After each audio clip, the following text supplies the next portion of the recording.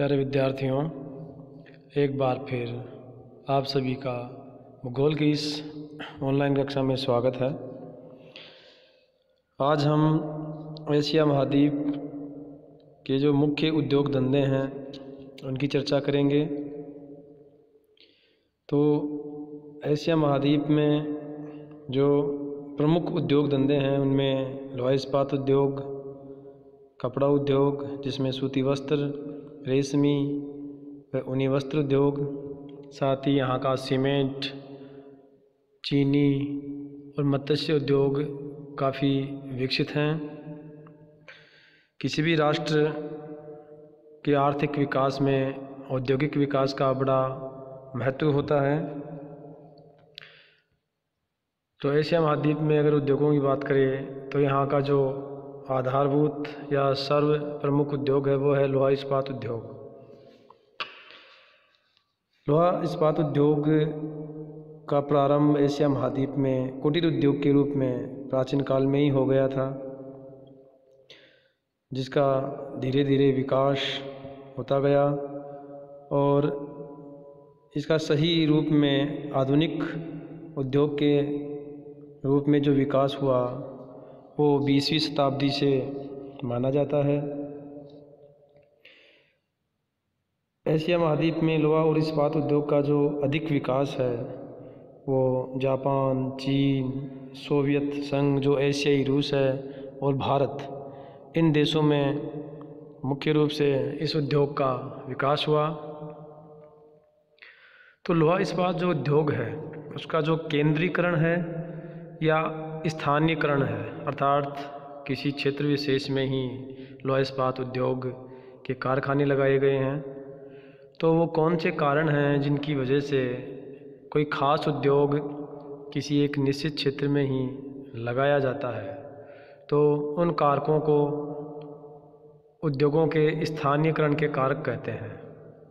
तो लोहा इस्पात उद्योग के जो स्थानीयकरण के कारक हैं उनमें कच्चे माल की प्राप्ति है, अर्थात उद्योग वहीं लगाया जाएगा जहाँ इसके लिए कच्चा माल प्राप्त हो, जैसे कि लोहा अयस्क हो, मैंगनीज हो और ऊर्जा के लिए कोयला हो। तो जिन क्षेत्रों में लोहा अयस्क या मैंगनीज या कोयला प्रचुर मात्रा में मिलता है उन्हीं क्षेत्रों में इस्पात उद्योग लगाया जाता है, क्योंकि यह भारी उद्योग है, इसलिए माल को लाने ले जाने में काफ़ी खर्च होता है। इसलिए जिन क्षेत्रों में कच्चा माल मिलता है उन्हीं के आसपास के क्षेत्रों में यह इस्पात उद्योग लगाया जाता है।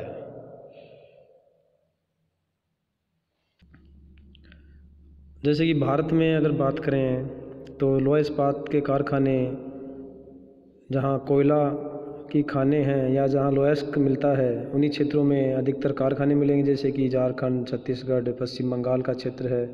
तो इस क्षेत्र में अधिकतर लोहा इस्पात के कारखाने हैं, क्योंकि इसके लिए कच्चा माल वहीं से प्राप्त होता है। तो इस प्रकार कच्चा माल है वो लोहा इस्पात उद्योग को प्रभावित करता है। दूसरा जो प्रमुख कारक है वो है सस्ती भूमि और स्वच्छ जल की उपलब्धता, अर्थात कोई भी जो उद्योग है उसके लिए भूमि की आवश्यकता होती है। तो जिन क्षेत्रों में भूमि सस्ती उपलब्ध होगी और साथ ही जहाँ स्वच्छ जल की उपलब्धता होगी वहीं वो औद्योगिक इकाई लगाई जाएगी। तो लोहा इस्पात उद्योग में स्वच्छ जल की काफ़ी आवश्यकता होती है, क्योंकि लोहे को ठंडा करने के लिए, धुलाई करने के लिए आदि कामों में जल की आवश्यकता होती है। तो जहाँ स्वच्छ जल मिलेगा वहाँ लोहा इस्पात उद्योग लगाए जाते हैं। तो सस्ती भूमि और स्वच्छ जल भी उद्योगों को प्रभावित करते हैं। तीसरा जो प्रमुख कारण है वो है परिवहन। तो बिना यातायात के साधनों के कोई भी जो उद्योग है वो विकसित नहीं हो सकता, या उसकी हम कल्पना भी नहीं कर सकते, क्योंकि कच्चे माल को लाने के लिए और जो निर्मित माल है उसे बाज़ार तक या लोगों तक पहुंचाने के लिए परिवहन के साधनों की आवश्यकता होती है। इसलिए जिन क्षेत्रों में परिवहन की सुविधा अच्छी होती है वहाँ औद्योगिक इकाइयाँ अधिक मात्रा में लगाई जाती हैं। अन्य कारकों में है श्रम, अर्थात जिन क्षेत्रों में कुशल श्रमिक अधिक मात्रा में होंगे उन क्षेत्रों में औद्योगिक इकाइयाँ लगाई जाती हैं। तो जो श्रम है वो भारत या एशिया महाद्वीप की बात करें तो यहाँ अधिक जनसंख्या है, तो यहाँ के उद्योगों के लिए जो श्रमिक हैं वो सस्ते दर पे उपलब्ध हो जाते हैं। अगला जो कारक है वो है पूंजी। तो कोई भी उद्योग है वो बिना पूंजी के संभव नहीं है या उसकी कल्पना भी नहीं कर सकते। तो एक बड़ी औद्योगिक इकाई स्थापित करने के लिए पूंजी की मात्रा की आवश्यकता होती है। अगला कारक है उच्च तकनीक। तो लोहा इस्पात उद्योग या अन्य जो उद्योग हैं उनमें बिना उच्च तकनीक के माल की जो गुणवत्ता है वो अच्छी नहीं होती है। तो उच्च तकनीक भी एक प्रमुख कारक है।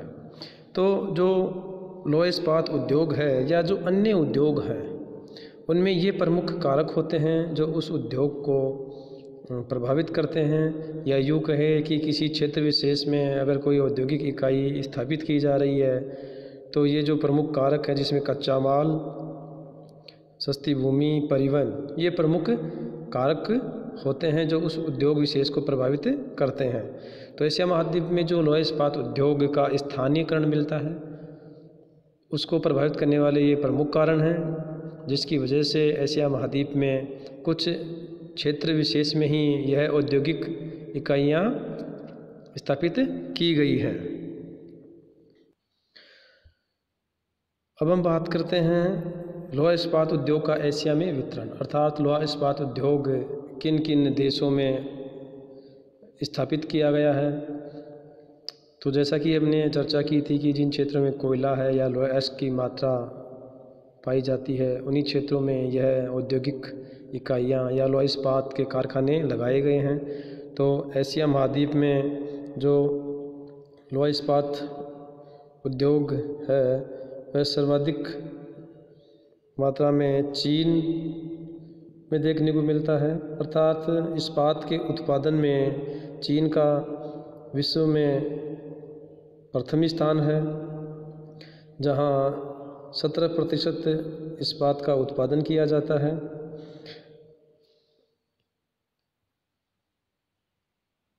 चीन में लोहा इस्पात उद्योग के विकास के निम्न कारण हैं। पहला है कि चीन में पर्याप्त मात्रा में लोहा अयस्क और कोयला मिलता है, अर्थात जो कच्चा माल है वो पर्याप्त रूप से मिलता है। दूसरा, नदियों के द्वारा परिवहन के साधन उपलब्ध हैं और जो जल परिवहन है वो सस्ता होता है। अधिक जनसंख्या के कारण श्रम सस्ता है, अर्थात जो श्रमिक हैं वो सस्ती दर पे मिल जाते हैं।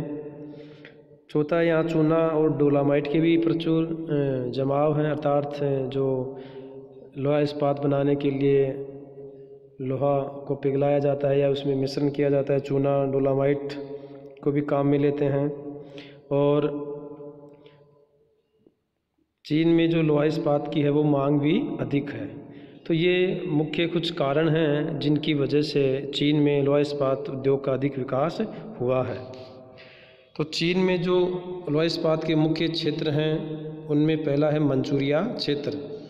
तो यहीं पे चीन का पहला लोहा इस्पात का कारखाना अनसान में लगाया गया था। यहाँ के जो अन्य मुख्य क्षेत्र हैं उनमें मुकडेन है, फंसुनो, पॉन्सियू है। इसके अलावा यहाँ का दूसरा मुख्य क्षेत्र है यांगटीसी क्यांग नदी का घाटी क्षेत्र, जहाँ वुहान, संगाई, हैकाऊ, तापे है। तो इस क्षेत्र में ये प्रमुख इस्पात के केंद्र हैं। इसके अलावा शैनसी क्षेत्र है जो कोयला के लिए जाना जाता है, अर्थात यहाँ कोयला खूब है। तो यहाँ के प्रमुख केंद्रों में यांगचुआन, टेंटसीन, हानसान, पैकिंग, कैंटन, चुंकिंग।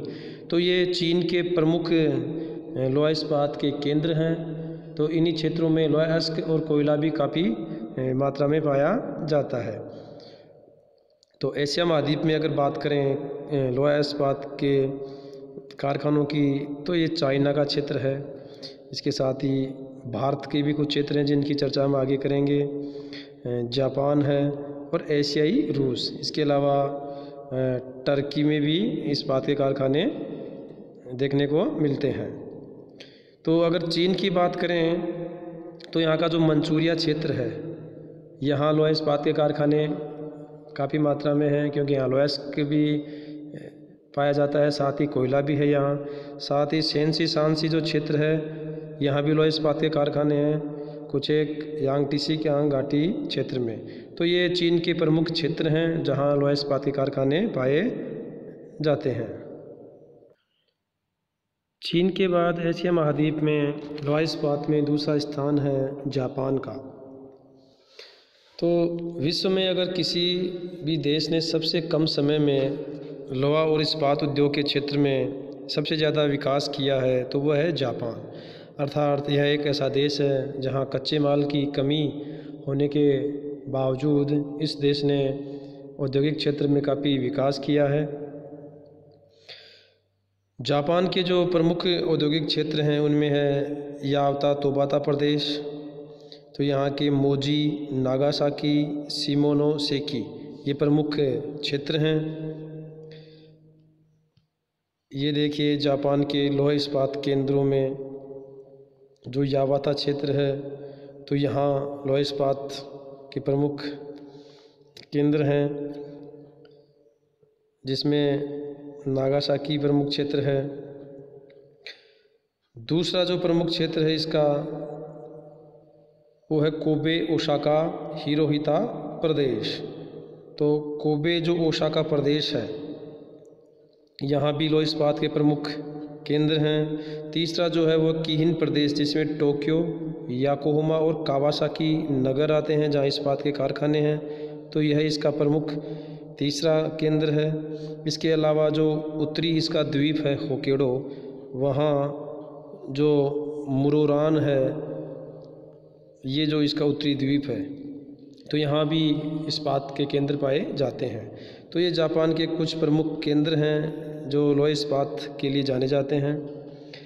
जापान में लोहा और इस्पात उद्योग के अधिक विकास करने के कुछ कारण हैं। इस देश में कच्चा माल प्राप्त नहीं होता, अर्थात यहाँ कच्चे माल की कमी है, इसलिए जापान कच्चा माल जो लोहा और कोयला है वो आयात करता है, जिसमें भारत, चीन, मलेशिया, ऑस्ट्रेलिया इन क्षेत्रों से कोयला का आयात करता है। यहाँ जनसंख्या अधिक है तो यहाँ कुशल श्रमिक आसानी से मिल जाते हैं। उद्योगों के लिए जो जल विद्युत है उसका यहाँ पर्याप्त विकास हुआ है, इसलिए ऊर्जा की कोई कमी नहीं है। परिवहन के साधनों का भी काफ़ी विकास है। साथ ही इसके जो इस्पात के कारखाने हैं वो सब समुद्र तटीय क्षेत्रों में हैं, इसलिए जो भी कच्चा माल आयात करते हैं उसमें ज़्यादा परिवहन खर्च नहीं होता है, वहीं सभी सुविधाएं मिल जाती हैं और वहीं से निर्यात भी कर देते हैं। यहाँ की जो मुख्य विशेषता है इस औद्योगिक विकास की वो है यहाँ का वैज्ञानिक व उच्च तकनीकी ज्ञान, जिसकी वजह से यहाँ बड़ी मात्रा में औद्योगिक विकास हुआ है। तो जापान जो है वो एकमात्र देश है एशिया महाद्वीप का जिसे हम औद्योगिक देश कह सकते हैं। बाकी जो देश हैं वो सब कृषि अर्थव्यवस्था पर आधारित देश हैं, जिसमें भारत और चीन भी अब धीरे धीरे औद्योगिक विकास की ओर अग्रसर है। चीन और जापान के बाद एशिया महाद्वीप में भारत लोहा इस्पात उत्पादन में तीसरा स्थान रखता है।